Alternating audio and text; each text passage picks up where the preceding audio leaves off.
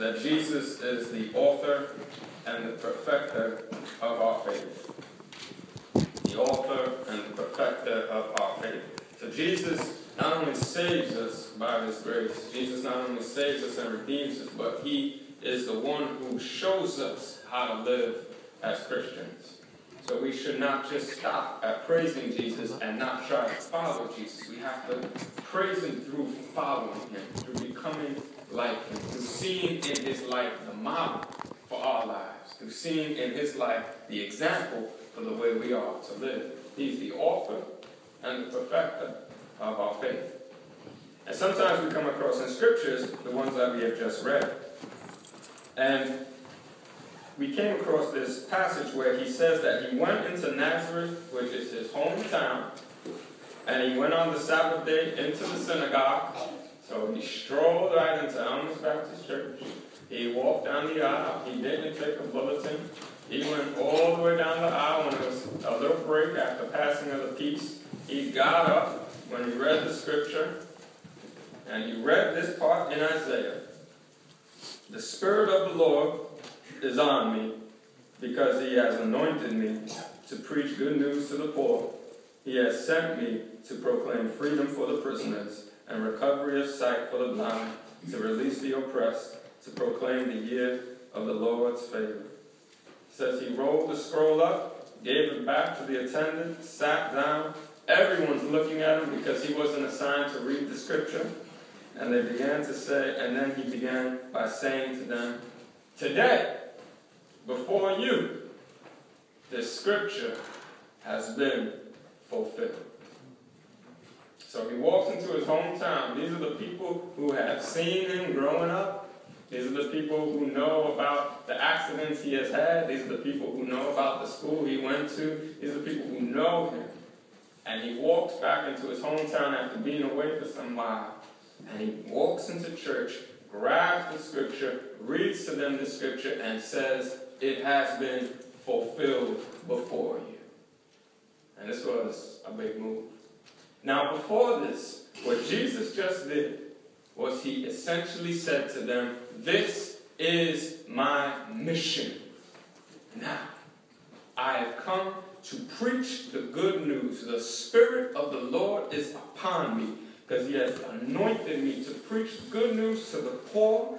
He has sent me to proclaim freedom for prisoners and recovery of sight to the blind, to release the oppressed, to proclaim the year of the Lord's favor. He has said, this is my mission.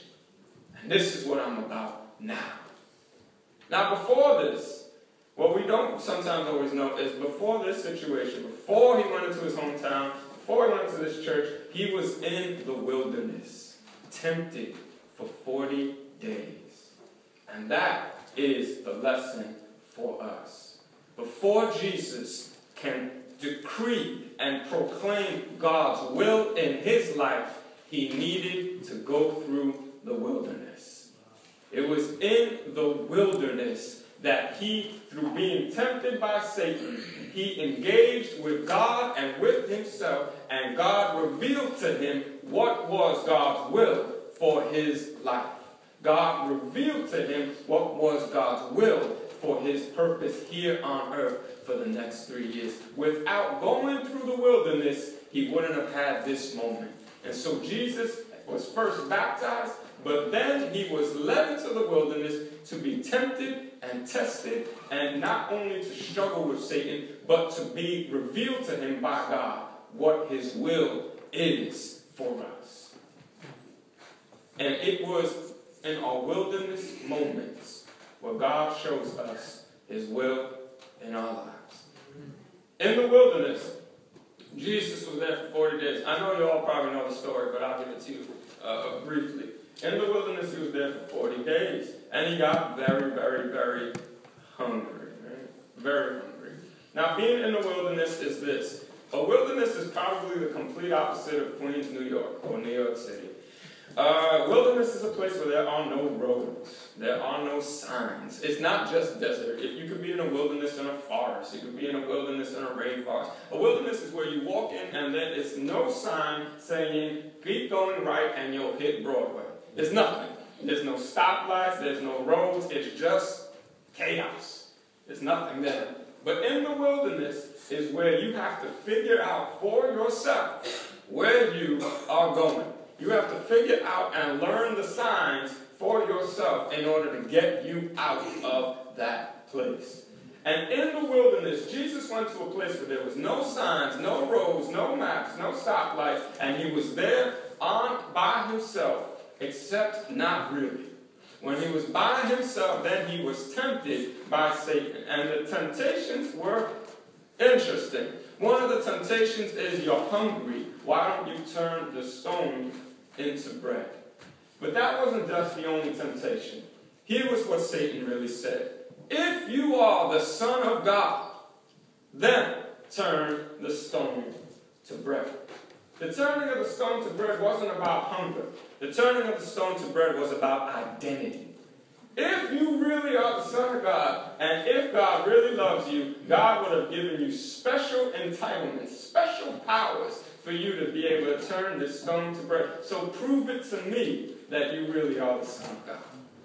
And instead of proving it to Satan, Jesus says, man does not live by bread alone, but by every word that comes from the Lord. So Jesus shows that to be a son of God is not to have a special entitlement where you get to break free from what is natural for everybody.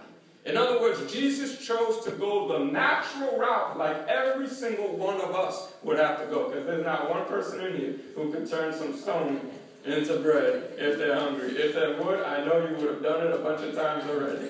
Right? Not one of us could do that, right? But instead of Jesus showing his special relationship to God through this special miracle, Jesus says, no,